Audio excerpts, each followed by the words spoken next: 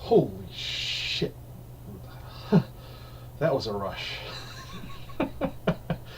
Yeah, I just finished watching Hush. That was an incredibly directed movie and well acted movie. Wow. I mean, it's a adrenaline rush of a movie that really gets you going. And gets you on your like, fuck, fuck. Like really gets to you. I'd probably say even better if it's an audience movie because if you watch this with more than people, you probably can get more of the nerves going. Everybody else's reaction will be same intensified because this is just holy shit. This is really good. I mean, just the setup alone. I mean, the first 10 minutes is basically setting you up this character played by Kate Siegel, where she's deaf and she can't hear. So you're seeing it through her eyes, or should I say her ears at first, where you can't hear anything. You're basically seeing everything, her world, pretty much. And then the twist, well, I would say the twist, but then the plot kicks in about 12 or 13 minutes in where the killer shows up. And this guy, you're not supposed to get his motivations. He's just here to basically just wreak havoc because this is just a random intruder who just, well, I would say a random intruder. This guy pretty much, if she's discovered him in like in the middle of the part of the movie with that crossbow. Yeah, this guy's been at it for a while, and I guess the motivation for him is basically, holy crap, I got a victim here who can't hear. I can play with this. Because that's what his motivation throughout this entire movie. It's pretty much his downfall too. Was basically, I'm gonna toy for as much as I can because I think I can get away with it and just get a lot out of this. And oh god, the guy who plays this killer, I don't know who his name is, but oh dear god, this guy's a creep. And, oh, he's good. And the fact that you want to see him get his just desserts. And there was a couple times when I was like, get him, get him. Like he was just great at playing sleaze and just wanted to see this guy get what he gets. And there's a lot. I mean, when it's just between him and her, this movie's just great, and it just you're like, holy hell, holy hell, holy hell. And the moment he shows up, you're like, because you see what's going on, you hear what's going on, but she doesn't because she doesn't hear it, and she's too busy not even realizing what the hell's going on when it's going outside her house. And it's like, holy shit. This is gonna be one of those type of movies. That's when I realized this was not the usual type of fare I was used to seeing. Well, other than something from John Carpenter like Halloween and the Friday the 13th movies, but this I wouldn't say reminds me of that. 'Cause I mean a little bit of Halloween, but in that regard, it's not as much as Halloween. I would say like When a Stranger Calls Back or Strangers, but of a happier ending, thankfully. Uh, but this is just wow. I mean, the only time I would say it skips a beat is when the neighbor's boyfriend shows up, and I mean he's way too much trusting. I'd be like questioning everything, and I mean he does put two and two together near the end, but it's too little, too late. And I mean just the fact that he does pretty much trust this guy too much is pretty much his undoing. I'm like, dude, no, no, no, no, no, no, no, no, no, no, no, no, no, no. But yeah, but other than that, I mean, the scenes are between it's just her and this guy, and you're on the edge of your seat. It's just a short movie. It's about I think an hour and 20 minutes or an hour and 10 minutes. It doesn't wear on its welcome. It's just a short movie that pretty much sets up with its plain plot.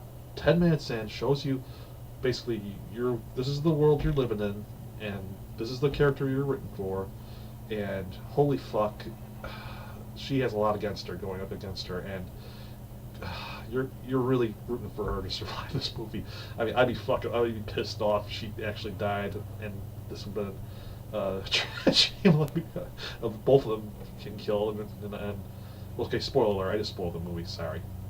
But yeah, this movie really was good in the fact that it made you really care for her, And it really, I mean, the performance of this girl is just amazing. And when she turns it up, and finally she's like, basically has to take a stand against this guy and stops running and stops trying to figure out a way out and just finally decides, okay, it's time to just get this guy. It's him or me.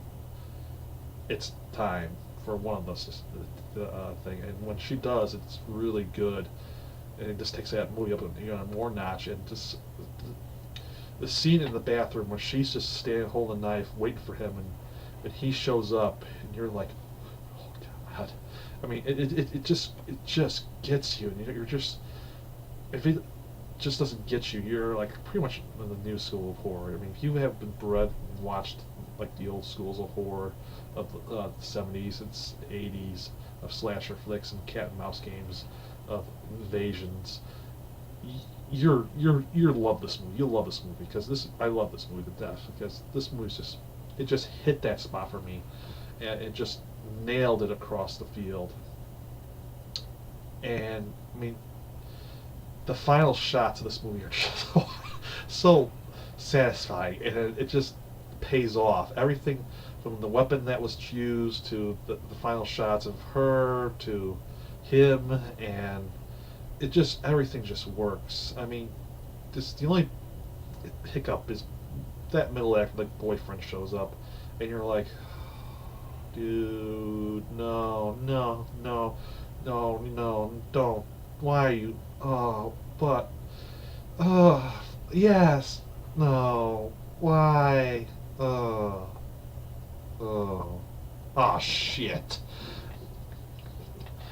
But yeah, this movie was good, and it's good that I waited after a disappointing one of yesterday's affair with this is a nice treat because that followed the cliches to the horrible sense, while this one followed the cliche but turned it into a different perspective. I mean, that was the classic way they did things. This is the same route, but it does its own thing, its own beast, and I liked what it did. It did something different and took it into a different direction, and the fact that you were able to emote a feeling like oh shit, like be on the edge of your seat the entire time in the movie, like 20 minutes, like not 20 minutes, 11 minutes into the movie, you're already hit with that, oh crap, and the movie just guts you already with the first kill in that movie. I mean, you're like, oh no, not her,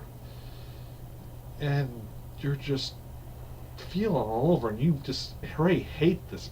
You want this bastard already dead so badly, and the fact that he's not dead, and the fact that he just keeps on going and just ups that creep level of oh, and it's sleaze, and then pretty much gets more intensified by the fact that he thinks this is gonna be an easy pass, and you're like, come on, do this, get this guy, get this guy, get this guy. But she's too busy pretty much doing what the sane thing is, pretty much escaping this guy, not trying to go after him at first, till the end of the movie, because basically it's him or her, and there's no Wi-Fi, he's blocked everything, and he has basically the only way outside contact right now outside the world, because what they're in is basically a freaking cottage and they're surrounded by the woods. So fuck, hell, this is not good for her. But yeah, this was a good adrenaline push. This was a good scare fest. I highly recommend it if you want just something to watch. An hour and 20 minutes is not going to kill you just to watch this. It really gets you going. I mean, the only hiccup for me again, if you probably help me for you, is when the boyfriend shows up, neighbors, and it just does that. But other than that, I mean, this movie's just brutal. It just gets you, and it once, I mean, it's a good movie. I can't help but recommend it. It's a good movie. I can't believe it was out this year. I mean, I'm surprised I didn't hear about this more until now, because this is really good. So yeah, this was a fine movie. I'm just kind of curious to see how long this will last. I mean, I might have another movie I got to purchase because how good it was. Because, damn, I mean, the only thing I could say that another thing that maybe gets this is the score. I mean, but then again, that's the point. That this is basically all about sound and also about paying attention to the environment, and the fact that she can't hear anything means that basically it's more important for the sound effects and everything that's going around, and also where the guy's at, and that helps more for this movie. But still, there's a little bit of a 80s theme I could detect, and also the 80s, like a Carpenter-esque camera style to it, because there's a zoom in that just reminds me of the when the Myers house at the beginning of Halloween when Michael's revealed. It's like the same type of intro, but closer into the house when you get the entire detail, and then you zoom in to see her instead of zooming out and seeing him. Uh, but yeah, this was a good movie. I'm glad that somebody recommended this and I accepted the challenge. Tomorrow is going to be the final episode for this year. But I'm ending on a high note. Boy, am I ending on a high note. Or was it a low note? Who knows? We'll find out tomorrow when I see Phantasm 5 Ravager at long last. Oh yes, it's going to be good, boy.